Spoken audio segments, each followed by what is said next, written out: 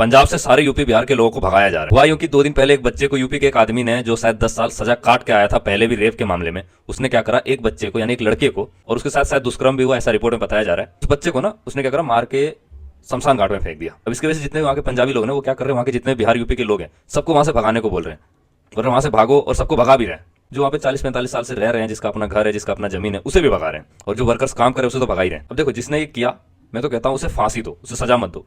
Police से पकड़ के लेके जाएगी, फिर सजा देगी, फिर 10 साल के बाद उसे छोड़ेगा, फिर वो कुछ ऐसा करेगा, उसे सीधा फांसी दो। लेकिन इसका मतलब ये नहीं होता है कि उसके वजह से वहां के सारे लोगों को भगा दो, यूपी बिहार के सारे लोगों को भगा दो। 40 साल 45 साल से वहां अपना बिजनेस कर रहा है, टैक्स वो वहां के सरकार को देता है। एक रिपोर्ट के मुताबिक 2018 में एक 5 साल की बच्ची का गैंगरेप हुआ, और गैंगरेप करने वाले का नाम था दिलजीत सिंह, अमरजीत सिंह, जो लोकल पंजाबी थे। इंडिया टुडे में एक रिपोर्ट दिखाया गया जिसमें एक 40 साल का आदमी एक माइनर बच्ची का रेप कर देता है, और वो भी वहीं का बताया जा रहा है। उसके बाद एक नाबालिग लड़की जो सलून में काम करके बाहर निकलती है, और वो रिक्शा का वेट कर रही होती है, वहां पे कुछ गैंग आते हैं, उसे पकड़ के लेके जाते हैं और उसका रेप कर देते हैं। ऐसे भतेरे न्यूज है जिसमें पंजाबी लोग शामिल है, पंजाबियों ने जिसमें रेप किया।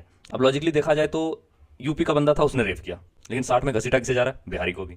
अगर आप सिर्फ एक आदमी की गलती की वजह से गरीबों को भगा रहे हो, मार रहे हो, सता रहे हो, उससे कोई परेशानी नहीं है, लेकिन इसका मतलब ये नहीं होता है कि वहां पे जितने भी यूपी बिहार के लोग रह रहे हैं वो सब गलत है। अगर आपको एक मुद्दा मिला है, उन्हें वहां से भगाना है, तो एक अलग बात है, हाँ भाई आप भगाना चाहते हो, भगा रहे हो। ऐसे तो जितने भी वहां के पंजाबी लोग जो बच्चियों का रेप किया है, तो उनको क्या करना चाहिए, उनको वहां से भगा देना चाहिए या उनके अस्तित्व को वहां से खत्म कर देना चाहिए। आपने तो ऐसा कुछ किया नहीं होगा। तो गलतियां होती है ना, जो हैवानियत होता है वो इंसान के अंदर होता है, ना कि जगह के अंदर होता है।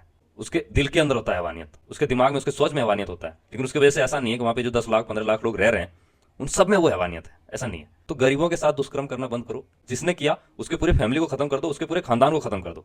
लेकिन जो वहां गरीब 2 रोटी कमाने गया है, अपना पेट भर रहा है, एंड साथ में आप लोगों की मदद भी कर रहा है, और आप उनको जानते हो कि वो लोग ऐसा नहीं है, फिर भी आप उन्हें वहां से भगा रहे हो, जबरदस्ती खदेड़ रहे हो। इससे क्या हासिल होगा, कुछ हासिल नहीं हो, बस दुनिया भर में अराजकता फैलेगा। पंजाब बहुत अच्छा स्टेट है और दिल से उनके लिए रिस्पेक्ट और हमेशा रहेगा, लेकिन सिर्फ एक केस के बिहाफ पे अगर वहां से आप सारे यूपी बिहार के लोगों को भगा रहे हो और सारे गरीबों के साथ ऐसी चीजें कर रहे हो, तो ये सही है या गलत है, ये मुझे नहीं पता।